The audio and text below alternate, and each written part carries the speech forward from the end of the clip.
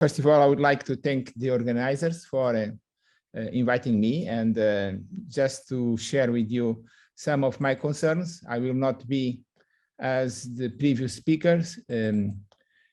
My activity, or what I will try to show you, is more policy advocacy as far as science is concerned.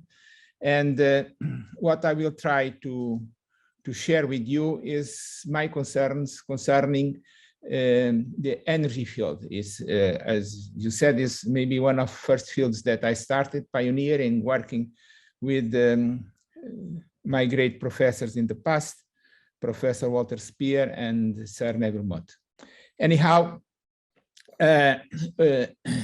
also some of the message that I try to transmit are something that is impacting today in Europe.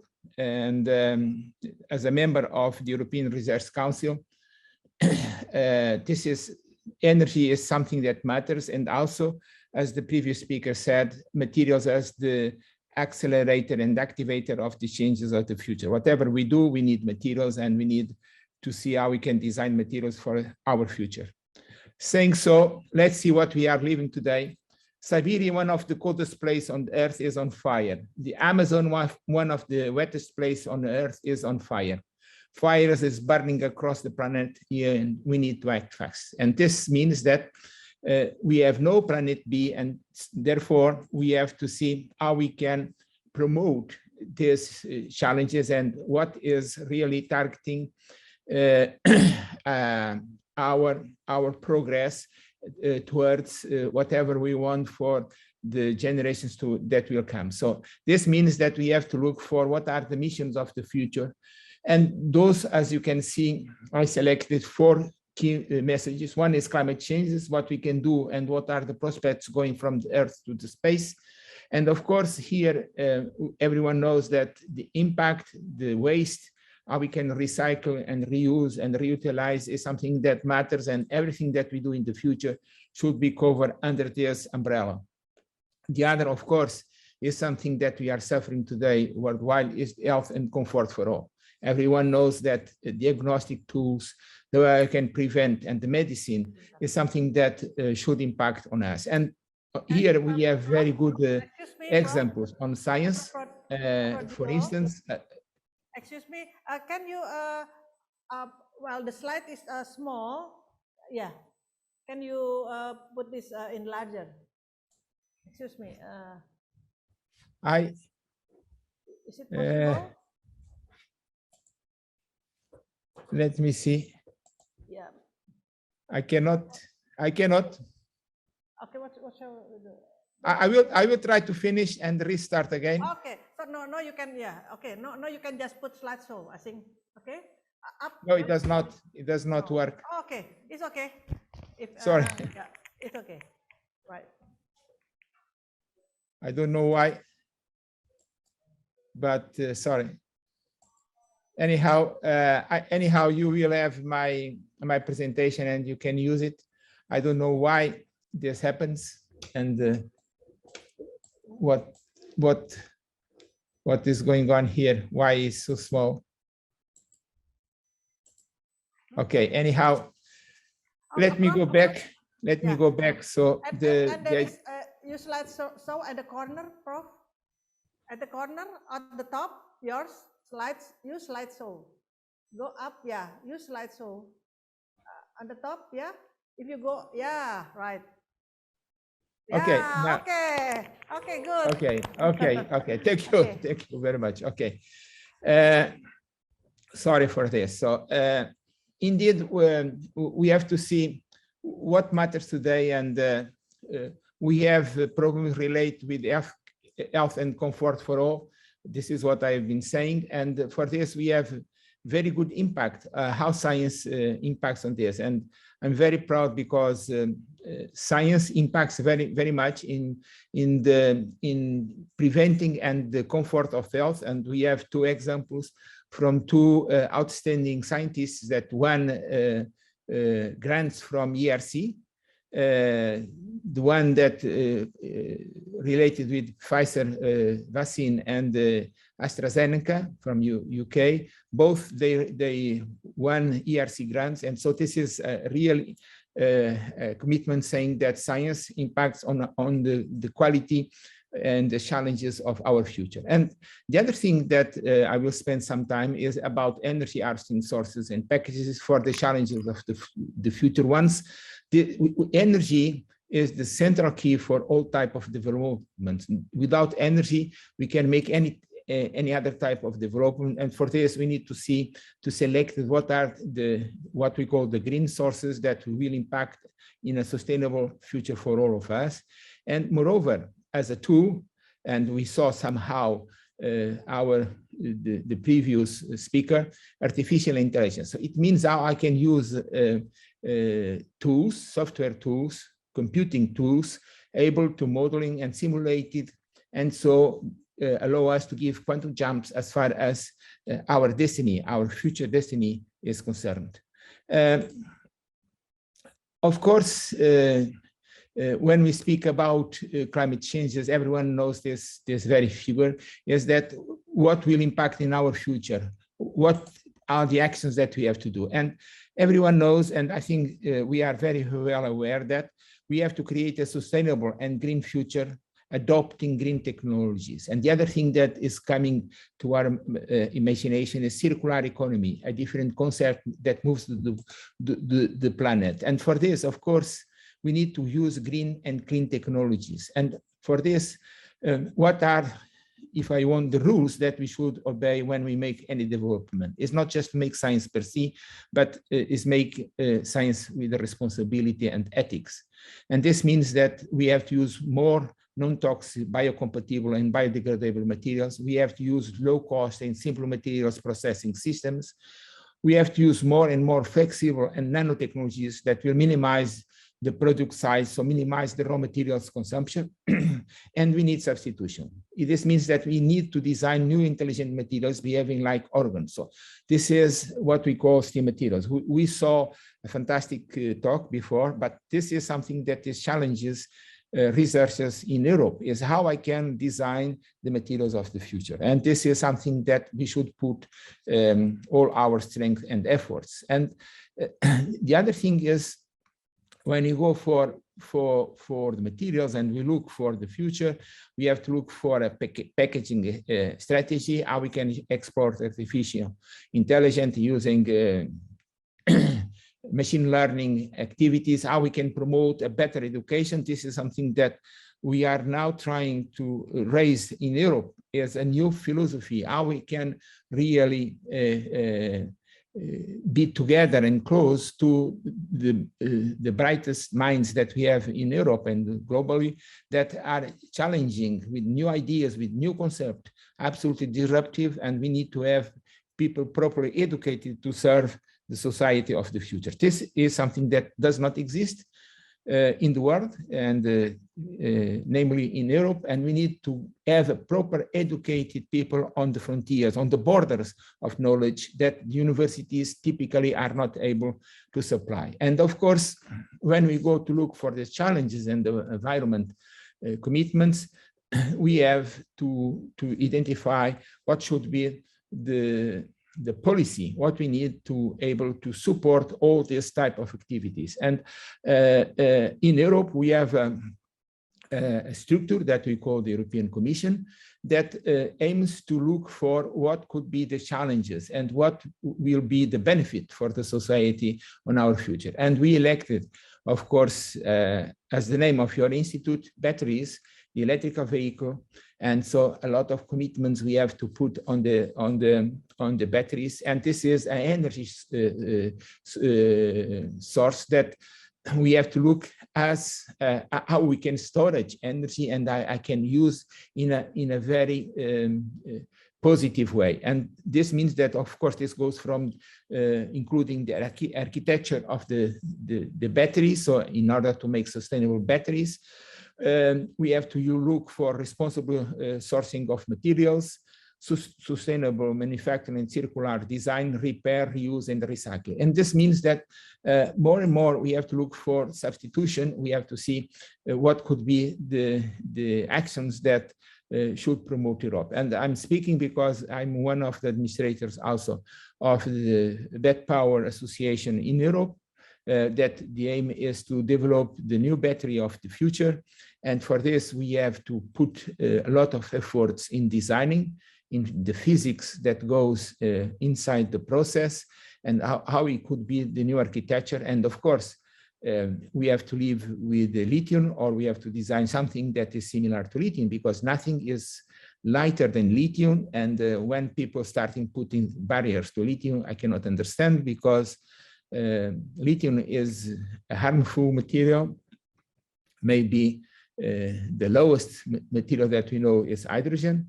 And of course, lithium, we have to substitute in the near future, not because lithium is harmful, but because we don't have enough resources to supply the raw materials that we require for the future. That's why we need to go for some nanotechnologies that may impact on our future. And of course, everything that we do and on this respect, we have to look for the comfort of the people, and of course, how we can really control the CO2 fingerprint, and how we can really produce and storage more energy and exploit more energy out of the batteries that we have to design for our future. And by the way, today, and there are a very strong policy in favor of the improvement of the batteries that is quite positive in Europe. And out of this today, the costs of using an electric vehicle is by far lower than using the normal derivatives from petroleum. And this is a very, very positive sign that we are giving. And of course, we reach already, and in German, we did already some tests here that people say that one of the problems with batteries is car jumps, and therefore it means that if I stay in a queue for more than 3 hours, I will discharge fully the batteries. This is absolutely nonsense. This was proved in Germany. They stay in the queue for more than 10 hours, and the electric cars still work. So this is a positive sign that science is improving all we need. But of course, whatever the sources that we will use, we need to have the sources that will impact and produce the energy that we require. It's not just to storage, but how we can recover. And for this, of course, we have to go for what we call for green energy. We must have more green energy and renewable energies. And this means that whatever the origin, either hydropower, geothermal, bioenergy, solar energy, wind power, heat pump, energy storage, those are things that will impact. And what we have to see is today, this is something that impacts on our lives. There are more than 500,000 jobs of people fully dealing and related with green energies. Of course, here we have some impacts that should be looked, is the methane sources that could be connected with some of the forms that we are producing. And this is something that we have to look carefully. But of course, when we look for the energy, we could not look for the sources per se, but we should look for the full picture. And so it means that I have to say how I can capture the energy, and how I can transform this energy in electricity, and how I can store it. And this is something that should impact in our lives, in our future. The idea in the future, of course, is to exploit, as I'm showing here, the solar panels and use solar tiles. By the way, my group was the first one patenting what we call solar tiles, and this solar tiles is today is being exploited by our great man of Tesla, that adding values to what we have. But the idea is not to kill the land and use the facades and the tiles where you could put your panels to capture the energy. And of course, as we need to have energy forever, and when I say forever means that could be exploited, whatever the timeline and whatever the time zone that we are speaking on, it means that we have to try to capture and try to circulate it and do close to loop of energy. And one of the possible strategies, and this is something that we are working, and one of my researchers got ERC grant, is how we can look for a package of energy where we have the PV modules. We can capture and convert the CO2, and of course making biofuel, and from this biofuel I can use and I can close the loop by exploiting this circularity of energy where I have PVs to produce electrical energy, to transform and to capture the CO2 and to put again in the market. So this is, in fact, very good perspectives where we can really try to use and what we call the solar refineries of the future. This is one way how we can go, and of course try to get rid or at least minimize the risks of energy. And this is the paper where we can see that we published this. But another point that we have to look for is for the full and integrated picture, what we think should be the houses of the future.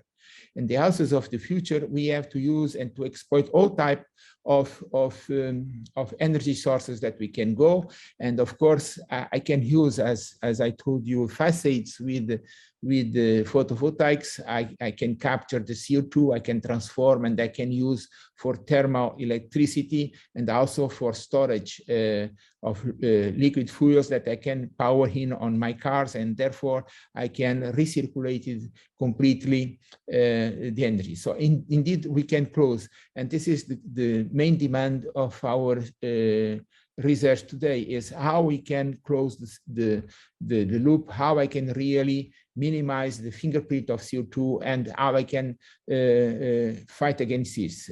It's very simple. The message is, if I want to go on this loop, try to reuse CO2, try to make CO2 as a raw material, and try to use what we call solar fuels to power some of your needs as far as energy is concerned.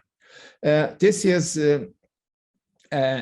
something that is going on in Germany. We have a strong project and perspectives that are supported by the German government as far as biofuel is concerned, and as far as the substitution of the typical diesel and gasoline for liquefied SNGs is growing up, as you can see here. So this means that one of the key tools is not to go for abrupt changes, but how we can substitute and step by step try to find our key targets in the future. Another concept that we have been developing here in my institute, and also is something that will impact in the future, is to transform and to exploit the combination of different type of sources. And this is something that we imagine as it could be in the future, where we have high efficient and high well-designed perovskite solar cells. These solar cells will capture the energy, will transform the CO2, and of course, as output, we have fuel that we can exploit. Moreover, we can also target fuels for energy storage, like hydrogen with a higher efficiency. We have syngas and synthetic natural gas. So those are things. And of course, hydrogen is something that is coming up very recently, and this means that could be a new clean energy sources that we can exploit in our future. Moreover, we besides this, what we call the fixed and static energy, green energy resources, we can look for the smart energy challenges. This means that we have to look for what we have for these mobile platforms, where of course we need to power them and we have to energize them. One of them is very simple. Today we have our tools, we have our dresses, and of course what we expect in the future is that can I control and monitorize my temperature, my blood pressure, how I can control humidity, and so on my body. This means that whatever the type of sensors that I can develop, I need to power them. The other thing is about mobile platforms. I need also to power them. Either I use batteries, lithium-based, which again, I may increase the waste, the electronic waste, or I can try to find other ways to capture. So using ultra-low power energy-consuming sources, and or of course, try to exploit different energy sources. And this means that we have to look for flexible and wearable and portable packages of energy. One of them, and the most one that we can take, is what we call the self-powered wearables systems, where of course I can exploit the mechano-responsive, and from this try to transform the mechanical energy in the required energy that I need, for instance, to power all the type of sensing elements that I have. Another thing is, of course, I could combine this mechanical transformation of energy together with the PVs. And for this, of course, I can combine and make it a sustainable self-power systems that will impact tremendously in our lives.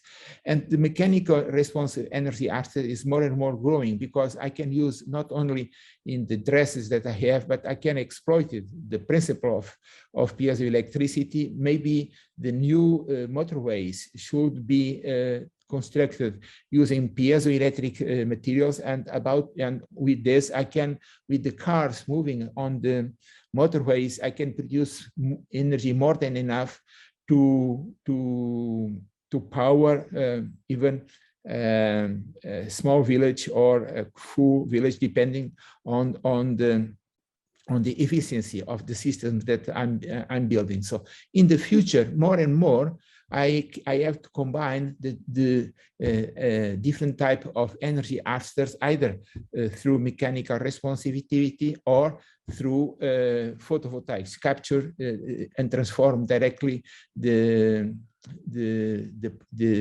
light power on electrical energy. And with this, of course, because this is something that will impact in our future, together with development of more and more ultra low power consuming materials, ultra low power systems that, of course, I can even exploit and use technologies to capture energy from the cloud. And if the power sources require powers in the range of nanowatts to very few microwatts, this means that I can make it very simple and normal. And those are, of course, our vision of the future is that maybe we can power Prof, and with this means that the new textile industry should be ready not only to sensing and to have sensor together embedded on the fibers, but also to have piezoelectric fibers that will produce the required energy for sensing and monitoring our strategies. This is something that we start also trying to develop in our institute, is to make some type of very, very simple platforms where we can make it piezoelectric elements, fibers that we embed on paper. And of course, we can make it very simple electrical circuits based on oxide semiconductors. And with this, of course, I can fully power the energy that I require, for instance, to turn a paper platform diagnostic alive, in the sense that I can measure something and I can transmit via an antenna this information to by RFID to a stationary computer, or I can even try to for security purposes, for instance, for advising someone concerning where is the localization of a package, whatever, we can do it directly. And for this, we could just use a combination of how I can use piezoelectric elements and how I can transmit this information by using very simple antennas that we can design on the surface of our future. And in the journey that we have to go for, as far as the developments and the challenges of the future are concerned, the vision that I have is that we have to look more and more for advanced materials. What we call as advanced materials are materials that are able to be exploited for different purposes. For instance, either for storage energy, to capture energy from the sun, for electronic purposes. So indeed, I can use the multifunctionalities of materials, for instance, by controlling the number of vacancies that I have in an oxide layer, how I can use more sustainable materials that can be ready to make a sort of applications as silicon is concerned. For instance, we can go from silicon-based material to non-silicon-based materials. We can go beyond silicon. We can go for shipless systems. We can go for different type of purposes. For instance, we can go for a new paradigm based on perovskites, where you can exploit perovskites for energy purposes or for electronics, because it's also outstanding electronic materials. We have to go for advanced technology, which means more and more green technologies. We should try to avoid the use of clean room facilities, which are highly expensive and cannot be used by anyone. So we have to go for more friendly technologies. Most of them are chemical based, and this is the progress how to go further. And of course, for all of this, I must have advanced database, and I have to define the proper tools or the proper advanced algorithms that are able to predict the functionalities that I'm looking for the future. And with this, I can give quantum jumps for the future and the advances of the sciences. And of course, something that is very important, just what Alan said, we need scientists, but we need engineers, and the engineers are the ones that transform what the scientists do in practical things for the future. So indeed, this is something that we are looking for. We expect it from quantum computing, how make our health better, what tools we need for real-time monitoring in health and energy, what is the fingerprint for the future. Of course, we need to get a more eco-friendly society, and for this we need smart and green technologies, as I said. And if we do this, of course, it means that I can close the circle that starts by using low cost and affordable materials, low power consuming technology, reuse and recycling, reducing the use of hazardous materials, minimizing the electronic waste, low emission of CO2, and if we are able to accomplish all these commitments, we reduce the environmental pollution, and so we get a better environment for all.